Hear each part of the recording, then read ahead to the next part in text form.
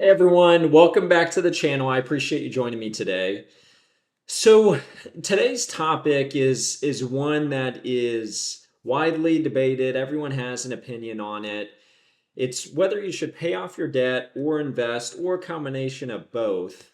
I'll give you my 2 cents on it. But before I do, like, subscribe, comment, and without further ado, we'll dive straight in.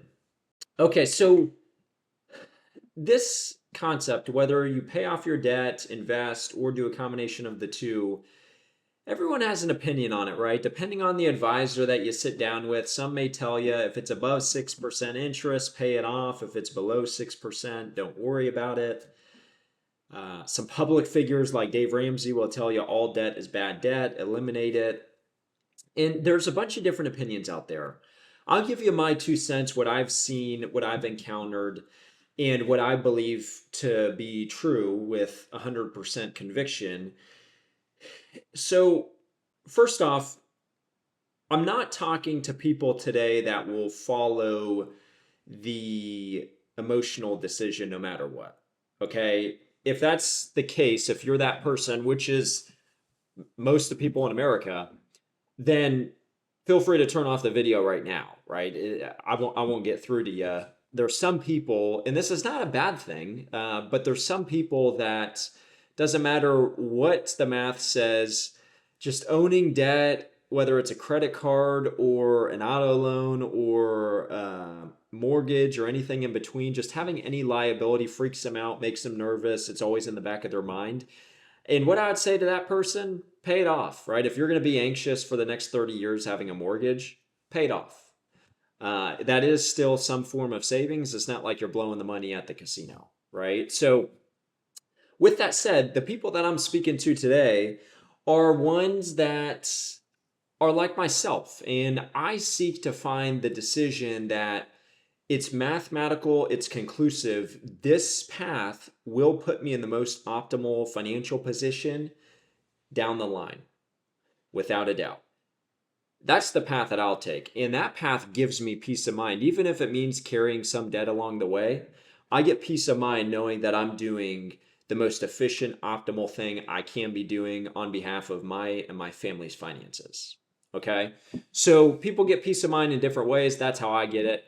So, first off, if you own a liability, you want to figure out whether that liability is carrying compound interest or carrying simple interest. Okay, some of you guys might not be aware of simple interest. First off, compound interest, as we all know it, is, let's say you have a liability that you take out. If it carries compound interest, it's not only the principal amount that you pay interest on, it's principal amount and the interest. Okay, so each year when you're paying interest, that interest is compounding on top of the interest. Okay, so you can see if it's not controlled, it can get out of it can snowball out of control. Now, simple interest is a more favorable interest to have when it comes to debt that you own.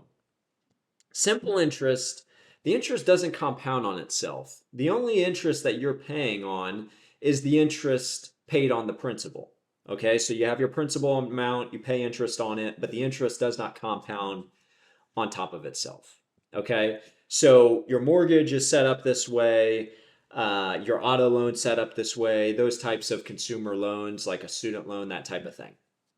Now, that's important to figure out. Is it compound interest? Is it simple interest? Things like credit cards are compound interest. You definitely want to eliminate those. Something with high liability or high interest liability, you want to focus all your time and attention on that. Okay. But that's the first thing to figure out. Now, once you have that figured out, then you want to start to look at the opportunity cost. A lot of people look at, okay, what's the interest rate? The interest rate is 9% on this debt. My stock market gets me 10%. It makes sense to do the stock market. Not necessarily. Okay.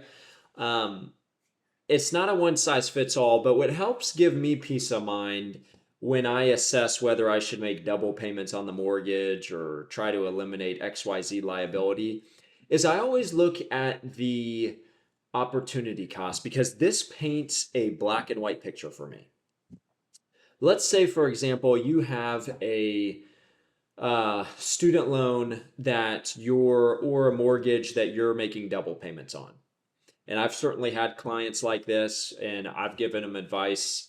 I've looked at their whole situation and it's been assessed, and I've told them, hey, you don't need to be doing that. The opportunity cost that you're giving up is much more than what you're throwing at these liabilities. You should do XYZ. They don't do it.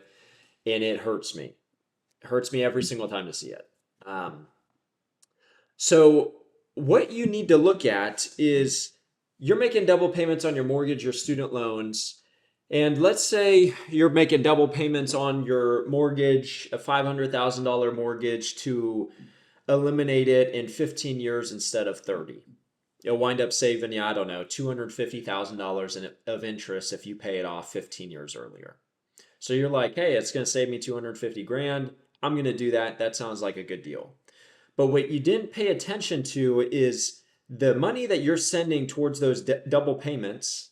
Let's say it's, I don't know, $1,500 a month.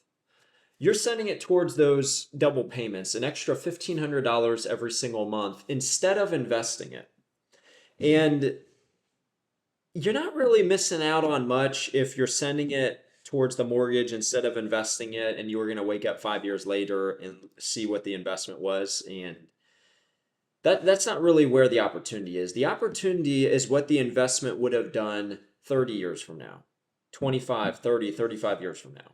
Okay, this is the beauty of compound interest, because that $1,500 between now and 30 years from now is going to double over 4 times. Okay, so that 1,500 is going to be 3,000. The 3,000 is going to be 6,000. The 6 is going to be 12. The 12 is going to be $24,000. Let's round up. That $1,500 that you're sending towards the mortgage today would have been $25,000 30 years from now. Okay, so it's not 1,500 that you're giving up, it's 25 grand. And you multiply that times 12 months a year. If you're throwing 1,500 extra every single month, 12 months a year, it's not $25,000 that you're giving up 30 years from now. It's $300,000. Okay, there's in 1 year what you're saving in interest by paying off the mortgage 15 years earlier. Just in 1 year, you've made that up, and then some. Okay, so you want to look at the opportunity cost.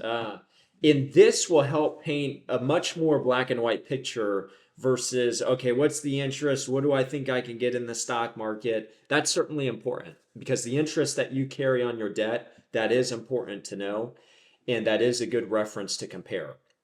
But the opportunity cost paints a much clearer picture for you. So hopefully this was helpful. I'll attach down below a link to a mortgage calculator, a compound interest calculator that's pretty simple. It's easy to use, that can help give you a little bit of guidance. If you need some of these personalized calculators or financial models, feel free to reach out, hit our website, shoot me a message. I'm happy to help. But these 2 links down below will allow you to have some customization.